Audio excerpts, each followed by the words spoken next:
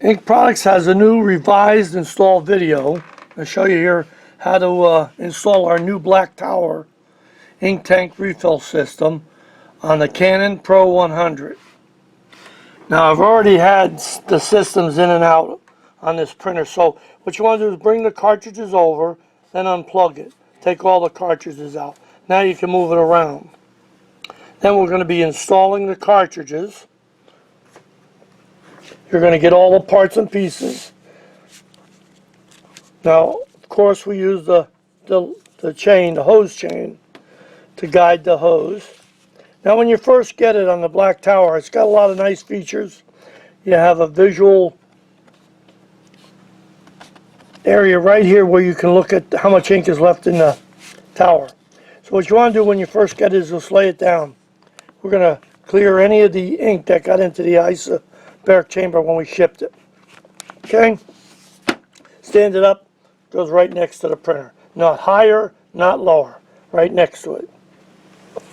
Then you're going to remove the orange clips and the tape and put it in. But before we do that, we're going to pinch off this hose with a paper clip, so when we're picking it up and moving it around, the cartridges are not going to leak on you. Little paper clips on.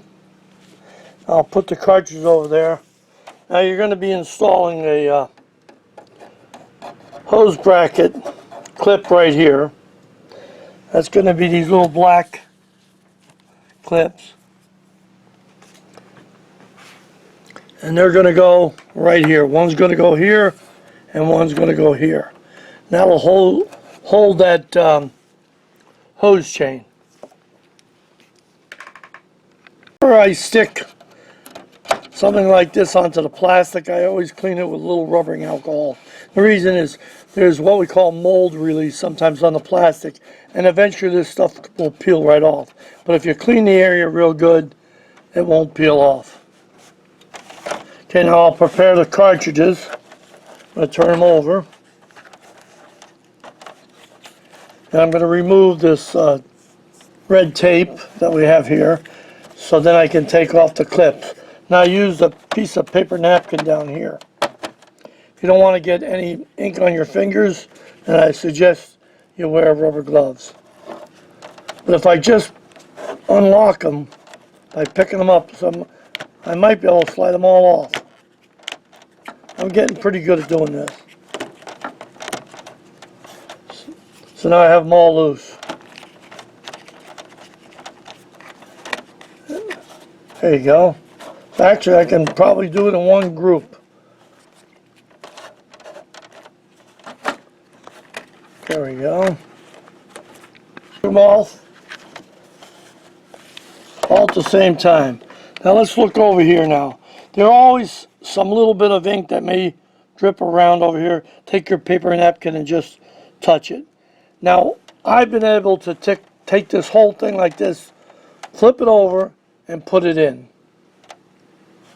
Now, rather than doing one at a time, which I think is more difficult, I just take it, flip it, put it in.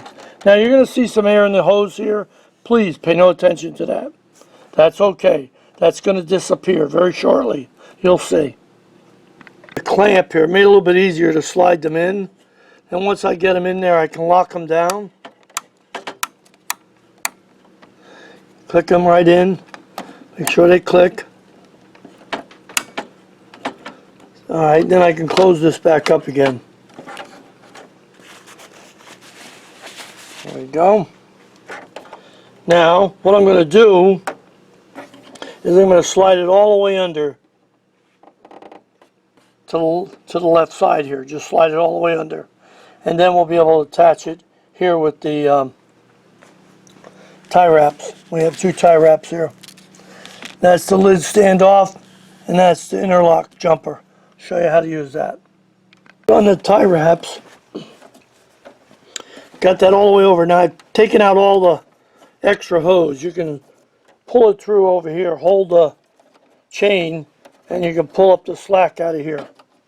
Then I'll be able to do my hose travel back and forth. So you can reach in there and grab it with something, and you pull it and put it all the way over to the right.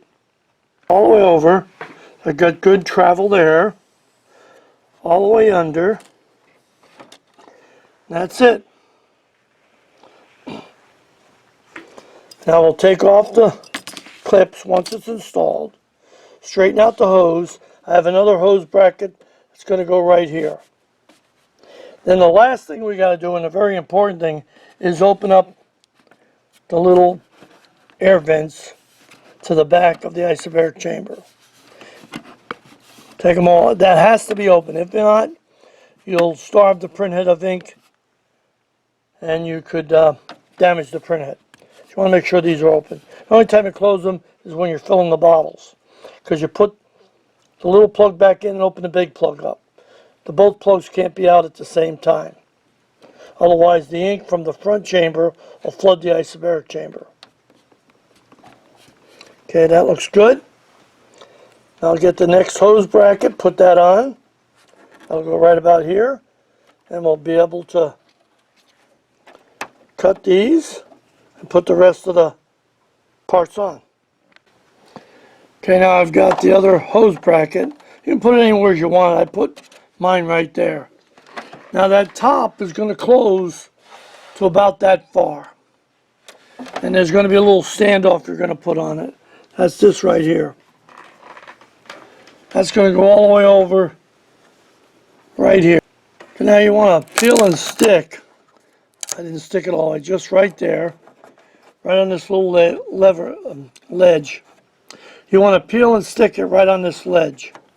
Right here.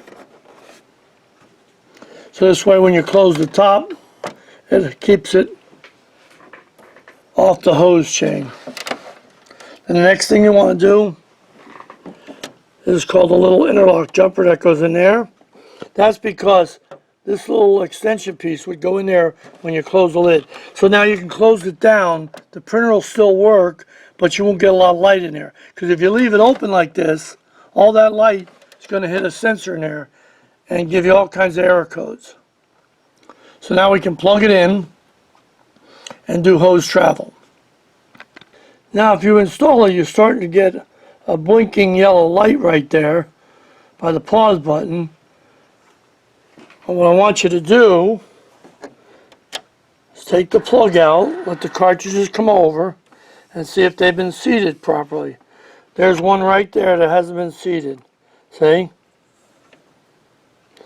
Sometimes that'll happen. Pick it up, reseat them. Now you see there's a little spring there, so sometimes they don't make the contact.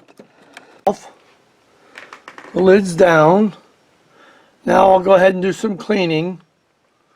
Probably 1 or 2 deep cleans, and that'll get rid of any of the air that's still left in the hose. Most of it's gone. So that just happens when you first install or you first get it. But that's how simple it was to put the system in. Now, when you're printing along, because you have 8 colors there, it's going to show you with a red X that one of the colors, or more than one, are out of ink. Well, you're not going to take it out. You're going to hold this button right here. You're going to hold it in. That's called the pause button. Hold it in. Let go. That light will go out.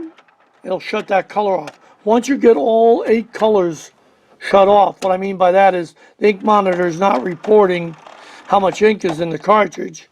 Then you'll be able to print uninterrupted, no more error codes. That's what makes the system so good. Because the printer doesn't know you have a whole tank of ink sitting out here.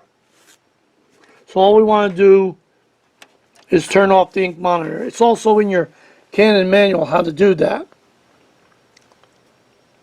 Now obviously they don't recommend you do that because they don't know you're going to have a system on there.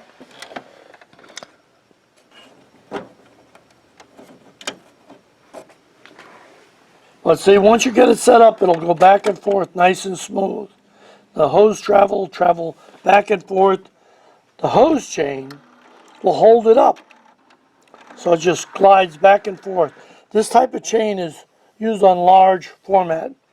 There's all the cartridges, all the lights, everything's working.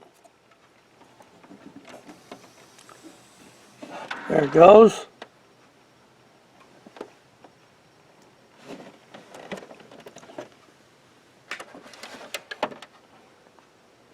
Now you're ready to do some printing. Then, now, by the way, this is American-made ink. It's matched to the Canon colors, so it should not require any type of profiling.